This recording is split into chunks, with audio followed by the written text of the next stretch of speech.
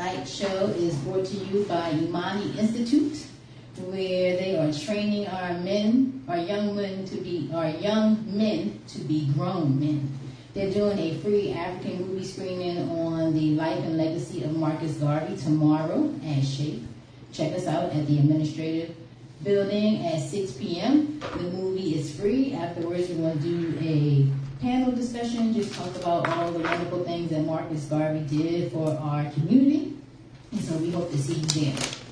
Next, I'm going to introduce Jay.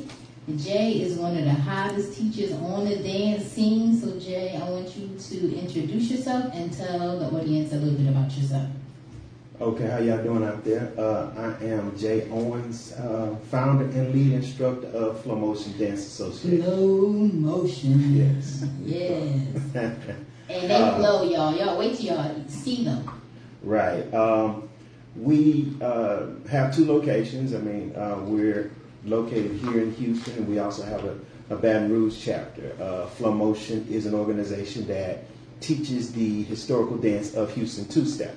Now, what is Houston two-step? Houston two-step is an African-American form of partners dance that originated here in the Houston African-American community back in the 1930s. Of course, in the 1930s? Yeah. That's when it became, it transformed into that. It came from going all the way back to slavery, of course, where all of our dances come from, like buck dancing and all that type of stuff. Right. So once it became two-step, and of course in Houston, different people call it different things. They may call it swing out, they might call it, two-step, whatever. Anyway, of course, through the years, it's grown, it's advanced, it's progressed, and one of the things that we're trying to do is maintain that part of our culture. Because again, one of the things that we tend to do in the African American community is we're very creative people. Yes. And we'll invent, we'll create, we'll do things, and then forget it.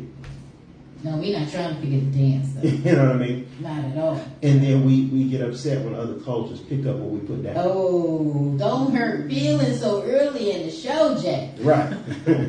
Right. So one of the things that we're committed to doing is, maintaining this part of our culture, and not only maintaining it, but also hopefully we can get back to what we were doing, which was passing it on to the next generation. Yes. So that's kind of our goal. So Flow Motion is about making sure that two-step and all the other dances under that umbrella are passed down to the new generation. In Houston, especially in Houston. In Houston. And your other location is in Baton Rouge? Baton Rouge, yes. Okay. Baton Rouge, Louisiana. Okay. So you back and forth between here and Baton Rouge, or you got a partner, or how does that work? No, what I did was when I first started teaching, I taught in Houston and Baton Rouge. I would travel back and forth. Oh, geez. And what I did was I trained instructors in the Baton Rouge community. Okay. And put them in a position to where they were able to grow it organically in their community. Nice. So you employing folks? Yeah. Well, it's all volunteer. It's all volunteer. Okay. It's all volunteer. We don't. Good. Yeah. I mean, it's really about, like I said, it's about our community. Okay. Giving to our community. Okay. Jay, you the male here. Mm-hmm. What's your opinion on the question? Read it one more time for me. The question is, do you agree when with a woman, men should walk next to the traffic and show other forms of traditional chivalry? I agree, because that's what I do. That's what you do? And the crazy thing about it is when you're dealing with people that are not accustomed to those type things, mm-hmm. it really throws them off, because you have to understand the society that we live in, like you said, preaches independent, Yes. I gotta be strong, independent. I gotta be strong, independent. And we're not designed to function that way. We're not. So people are taught this perversion. So when they see something that is actually correct, it throws them off. It does. And sometimes they can't even receive it. Exactly. Right. They can't even receive it. And right. I'm like the opposite. Like, I'm looking for it. Right. And what I've noticed that young males respond to that. Yeah. Okay. When they hold the door for me and I say, "Oh, you're such a gentleman," yeah. They puff up their little chest and they're smiling right now, want to go more. And then I have the students come behind me and say, "What you holding that door for?" Like, Exactly. I need you to let them be a man. I'm not listening. What we said we want Receive. to receive. Well, see, because when people tell me that, I'm like, you can't allow me to be what I am. Right. It's You know, facts. you either accept the fact that I am, or you can move on. Yeah. But you can't allow anything. Right, because that's just what it is. Yeah, that's what it is. It's just what it is. You know, it's like me letting a tiger be a tiger. It's play. Go play. Play with it. It's gonna show you. Yeah, some people do that, then they get mauled by the tiger. Right. It is what it is. Exactly. I am who I am, so you can't allow me to be anything. Now, you can receive it or not. Right. So, as a man, Mm-hmm. have you dated any women who had difficulty receiving you being that type of gentleman? Yes. All the And- time. Really? Mhm. So, is it a teachable moment, or do you just cut them off? Like, how do you handle that? You're dealing with adults. Yes. So when you start talking about teachable, it's a matter of are they willing to learn or not. And you have to understand most women are not willing to learn because you, again, like you're saying, the strong independent thing, you have a lot of young ladies that have egos that's just as big or bigger than men. Right. That's a fact. That's So Yeah. it's like when you're around people that encourage you to don't listen. Right. You can't tell you nothing. Who is it? Right. You're programmed to reject anything that comes from somebody trying to tell you better. Right. So oftentimes what I find is that I can't make you receive anything. The only thing I can do is control my space. Yes. And go ahead. and the thing and it's like if you're bringing that negativity to my space, I have to remove myself from your presence. Right. Yes. So that's how I function. I'm not gonna. I'll never try to force anybody to do or be anything. Right. I can offer. That's it. That's it. And you as an adult make your decision on what you choose to do. You choose to grow or you choose not to. It's like when I'm teaching in class. I'm going to give it to you, but I can't make you good. Right. I can give you the information, but I can't make you good because you have to go practice. You That's have right. to go put forth the effort. That's right. That's on you. So when you see people in my class and some do well and some don't, why? They get the same information. Right. What's the It's about difference? how they receive it, what Exactly. they do with the information. Yep. And Exactly. my grandmother was a wise woman, and she told me something. I don't know how old I was. I was a teenager, and I didn't get what she told me until probably a decade later. Right. And she's like, "Sweetie, don't trade being invaluable to be important." Ooh-wee. And I was like, at 14, I was like, what is she talking about? Yeah. Invaluable and important, you know. Yeah. But she was helping to mold my femininity because my grandmother believed that femininity is one of the most powerful elements in the world. Yes. And I believe that now. But she said a lot of people trade being invaluable to their family, to their man, Absolutely. to their children, Right. to be important to the outside world, Yep. to society. Yep. Right. And when you trade off, you gotta have a balance. But if you don't have a balance, the family is hurt, Is is hurt. injured. That's right. Yeah, and Yeah. so I think it goes back to that because when you receive a man, Yeah. Yeah. to and let him be a man, then you feel your importance, but you also feel the irreplaceable aspect of your femininity in that Right. relationship. Oh yeah. Because that's needed. That's needed. Yes. And I think a lot of times what we've been taught as males is traditionally is you have to know everything, you have to do everything, you have to provide everything, and then what happens is, it's like my pastor said, you run a one-legged race. You have a disadvantage. You run a one-legged race when you got somebody that can help you Yep. in the situation. And the thing about it is, oftentimes in order to make themselves feel good, you have a certain group of people that will choose a lesser intelligence or a lesser so that they can feel more. Correct. And what happens is over a period of time, you become frustrated because you start to recognize that person is not contributing anything, and oftentimes they'll start treating those people poorly. Yes.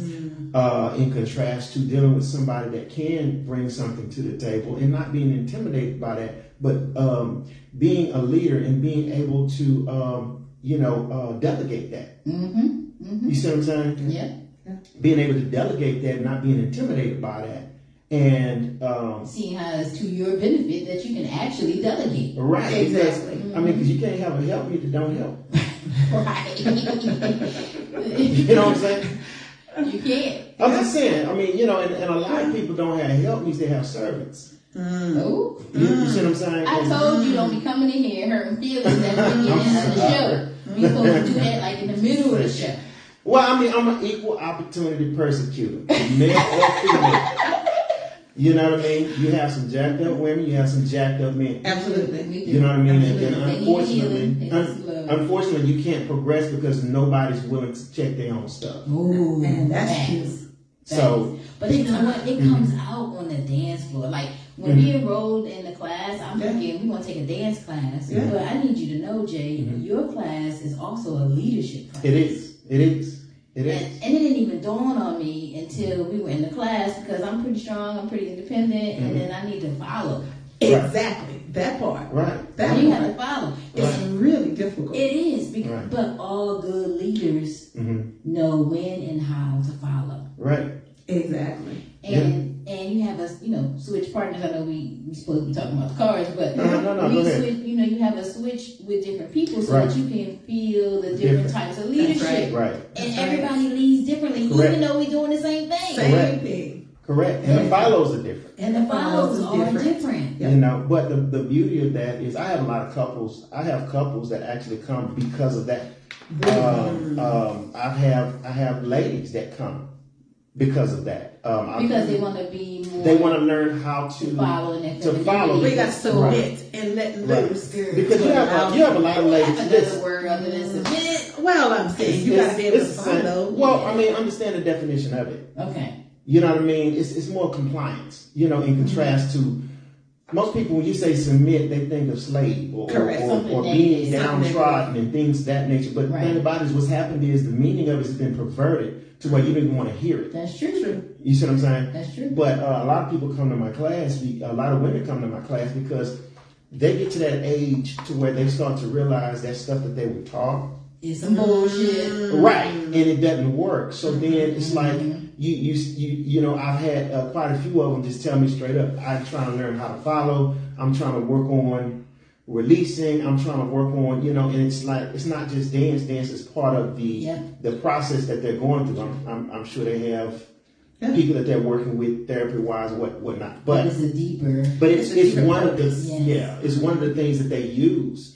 You know what I mean? In order to learn how to follow and learn how to let go and learn how to release. And what happens is this. When you finally learn how to let go, when you finally learn how to release, the stress of that responsibility is lifted off of you. So it's more than a dance. It's more than Right. a dance. And then you can actually just flow, just ride. And that's why it's called what? Hey. Flow motion. Flow motion. Come on. Flow motion. And more than one ways, more than one definition. Yeah. But dance is one of those things that people come to for different reasons. Like I've had people who've come after the divorce. I've had people who've come after all of their kids are gone. They're empty nesters. I've had people That would be me. Yeah. Right. Need something to do. Right. And I say dance because it's the same thing with line dance. People seeking something to do, to spend their time, something that's productive, and something that you can get some physical activity and socializing. Because nowadays we live such divided, isolated lives to where it's an opportunity for people to come out and socialize and meet people and network and things of that nature. And it's all different age levels and it's just so diverse in the class. It is. And there's always more ladies and guys. Always. Yeah. But that's just how it is. That's just how it is. Yeah. But we encourage them. We do. To come and help. Yeah. We always encourage guys. Do. We always encouraging guys to come on out.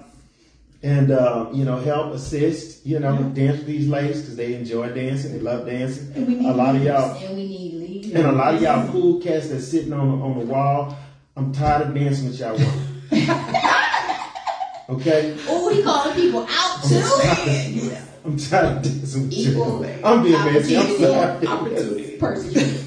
I'm being messy. I'm just being messy. But no, seriously though. It's fun. And I think a lot of times when guys actually come out and dance, when you guys actually come out and dance and experience the community, and you experience just the fellowship and meeting people and dancing with different people and just the social aspect, because our nature is that. Yes, humans are a social creature. You know what I mean? We need that interaction. Exactly. Right, and we're so isolated in our daily lives to where when you come out and you start dancing and you start socializing, that part of your nature is tapped. Yes, you know, and it helps keep you balanced. Right.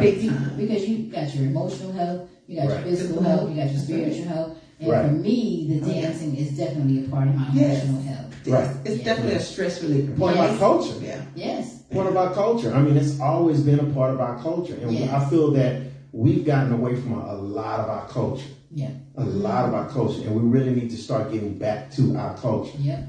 You know, and dance is a major part of that. And music. And music, yes. And that's what Wordbender is all about. And, you know, I'm proud to be a broadcaster at allrealradio.com. It's one of the few black-owned radio stations in Houston. Now, it's your turn, Jay. What's up? Get your You gotta card. get your card, Jay. Let me get my spectacles out. So me Don't talk about walk me. next to the traffic. Protect your women. He's so silly. Y'all see that? You gotta talk in the mic. Okay, all right. There we go. Let's see. It's a radio show, Jay. Okay, I'm sorry. Okay. Let's see. Now, are you doing conversation we pieces gonna go, or are you doing Black history? I got it. Go ahead, conversation. Let me see what we got. Okay, so you got to turn one of my cards over because you're going to read my questions. Mm-hmm. What you got?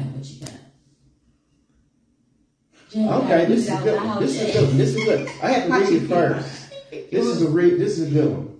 Okay. How do you think you would have handled slavery? This is all my track stars. Come on. Wow.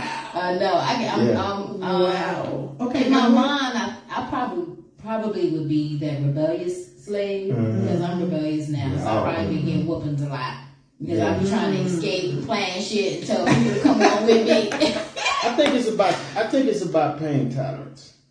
True. Because some people are rebellious until that whip snap, then they fall in love. I'm so rebellious. They fall in line. Yeah, Because whooped a pain couple from being times. whooped, it only lasts for a little while, then you right back at it. Especially if you really I'll say that. believe in what you are fighting for. Like I believe in the power of African American history and Latino history, and so I'm going to fight for it. And I paid some sacrifices for that. Let me ask you this.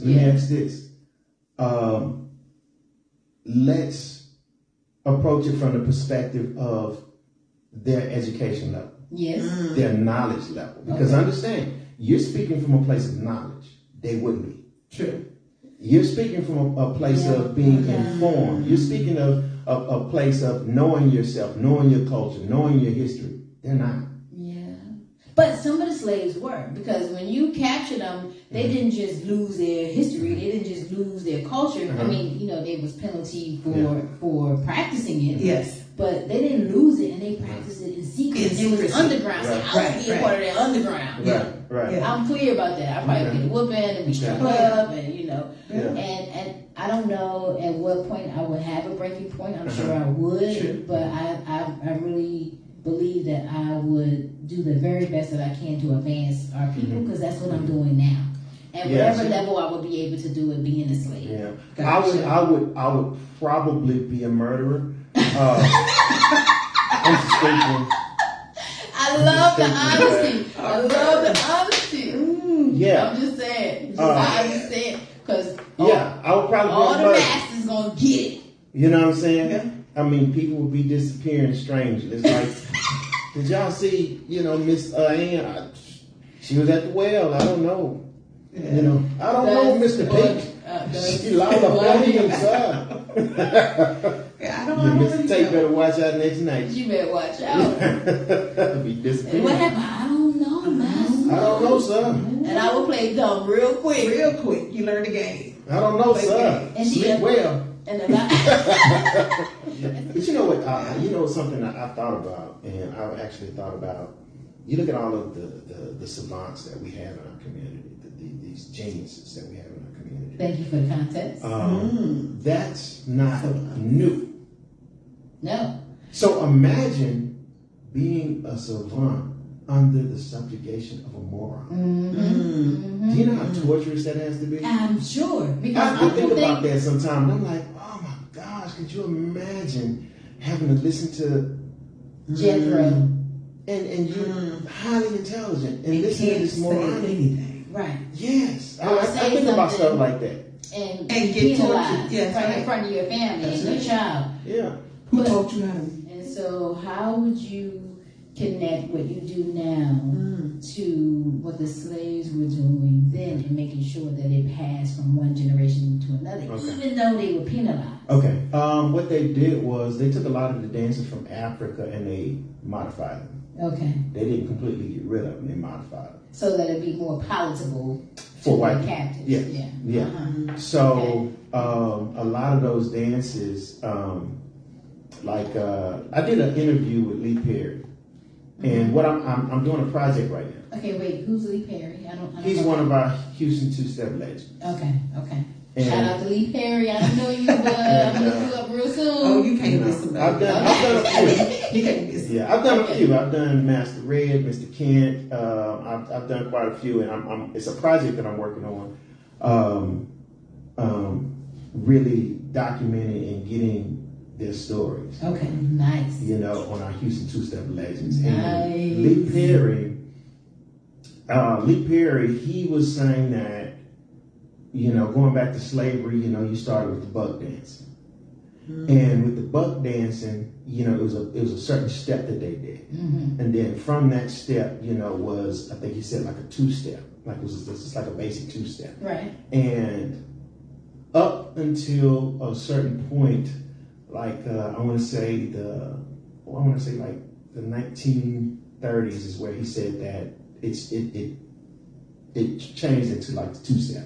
Okay. Here in Houston, and they started, of course, like any dance, they started adding different things, more steps to the dance and More things of that nature. choreography. Right, and it just through the years it grew Okay. into what it is now, as far as Houston two-step is concerned. But I'd like to say, going deeper than that, I did a study on the history of African American dance, going all the way back to Africa, and then going into some of the dances that's done now, and a lot of the dances that we saw in our churches, because we used to, I used to always wonder why our churches were different than white people's churches. Because we got so. And what I learned is you have different type of churches that do different types of things.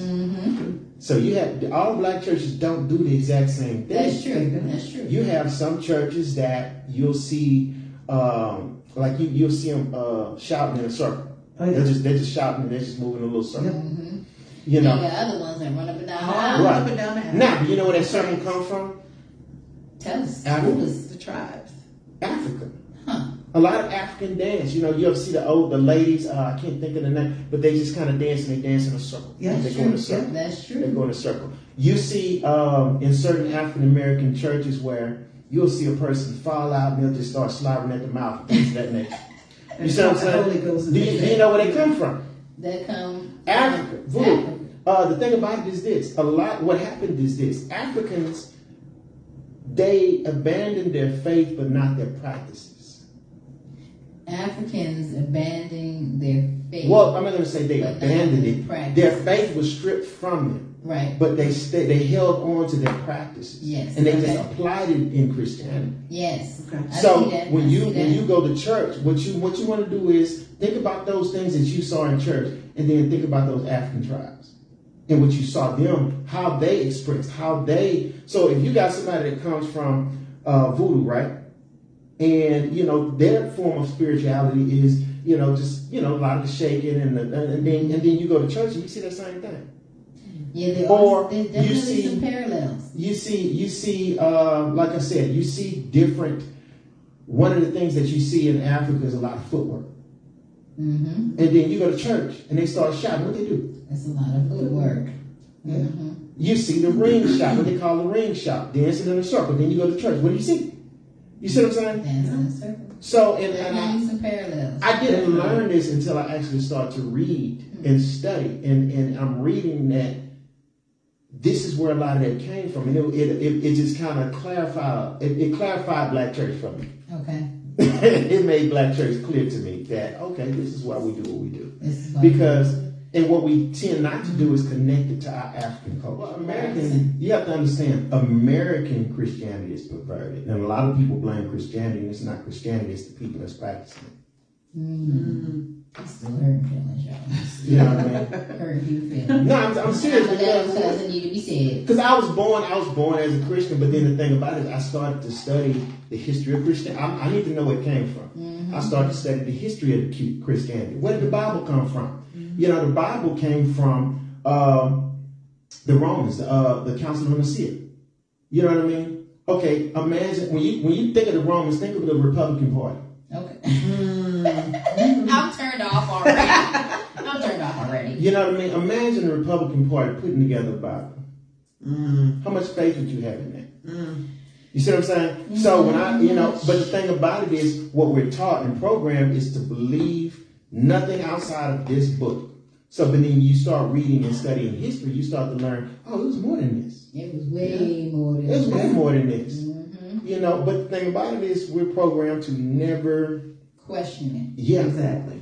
But I question everything. That's just my nature. As you should, because a critical mind right. questions everything so they can have a proper evaluation. That's right. Right, and I still classify myself as a Christian, but not in the sense that American look at it as. I don't look at it that way. And one thing about African culture, it was not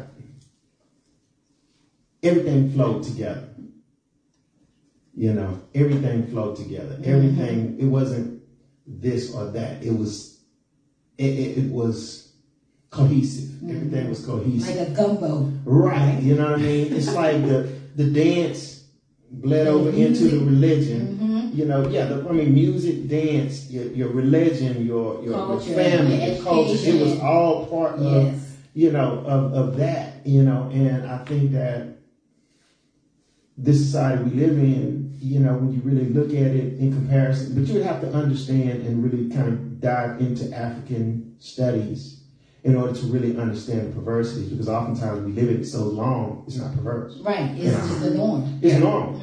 You know what I mean? And that's why I'm pushing the African American studies. Yes, yes, you know, you got to push that, you know, and I wish they had something like that where it was just an African studies to where people could just come and learn. Yeah. Oh, yeah. Shape does a little bit of that. The Shrine of the Madonna does a little bit of that. And I appreciate their efforts, but we need more of it. Yeah. So, but the other course. At TSU, it's not even a course at TSU. We're working on that too. How you at HBCU and you're not teaching African American or African history? Yeah. That's insane. So, you know, see, but that's TSU, why you make it on your game. Yeah. But that's why the people really don't know themselves, because when you start going all the way back to Africa and studying that culture and that history and really understanding the significant role that Africa played in world history, why do you think them folks are going over there? Right. You know, world history. Why do you think the world did not develop until it went to Africa? Oh, can you say that again? You know, it didn't. The world did not develop until it went to Africa. I thought we were talking about dancing. I'm sorry, y'all. This is my nerd side coming out. I'm a history nerd. I'm a history nerd. This is my nerd side. Right, a little bit of everything. Because like he said, it's that gumbo. It's that gumbo. Okay, so I'm going to ask you both a question. And you can decide who goes first. So say we got a person who wants to dance, and they love to dance, and they want to dance, but they lack rhythm. Or they got two left feet. Or they like me, I can hold a rhythm for about 32 counts. But after that, I'm going to be thrown off. Counting. I can get a strong 32. After that, it's going to be like 37, 39, 52. Yeah.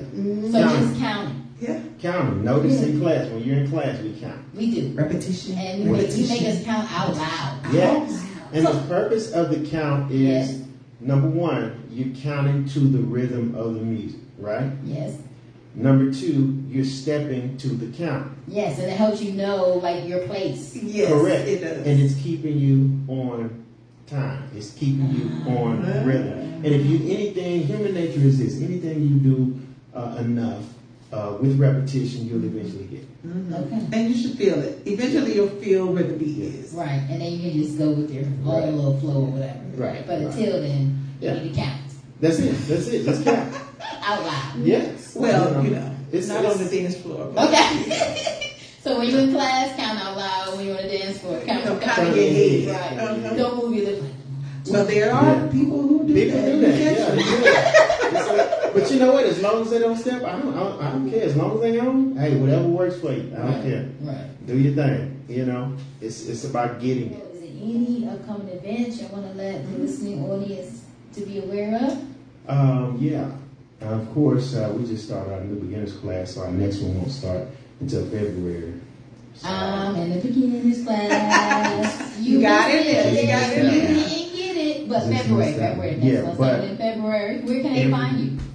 They can find me on social media, flowmotionhouston.com. Flow Motion Houston. Now it's going to be FLO-MOTION Houston.com. No W's. No W's. Or Flow Motion Houston on Facebook. Flow Motion Houston on Instagram. Insta. And on Twitter. Hey. Flow Motion HOU on Houston on Twitter. On Twitter. Okay. And again, we have every second Friday of the month we have a dance at the studio, which is our 288 in Holly Hall. Right Another there. black owned and operated Correct. facility. Got it. Correct. Everything I do is in the community. We teach our classes at Shea Community Center. Hey, shout out to We Shay. do our dances. Well, we were doing our dances at the Eldorado Ballroom, But which they're is under reconstruction. they're under now. reconstruction. So Yes. we moved over to another African American owned facility, which is where we are now, the That's studio. Mhm. We do our dance at the studio. And another major dance that's coming up is going to be the International Swing Dance Championships. Well, when is that? That is going to be New Year's weekend. Yes. The whole weekend. Gotta get in there. It's Nothing an but event. dance. Nothing but dance. No, not just Houston dances. You got dances coming from all over the country. Nice. From all over. And I'm talking about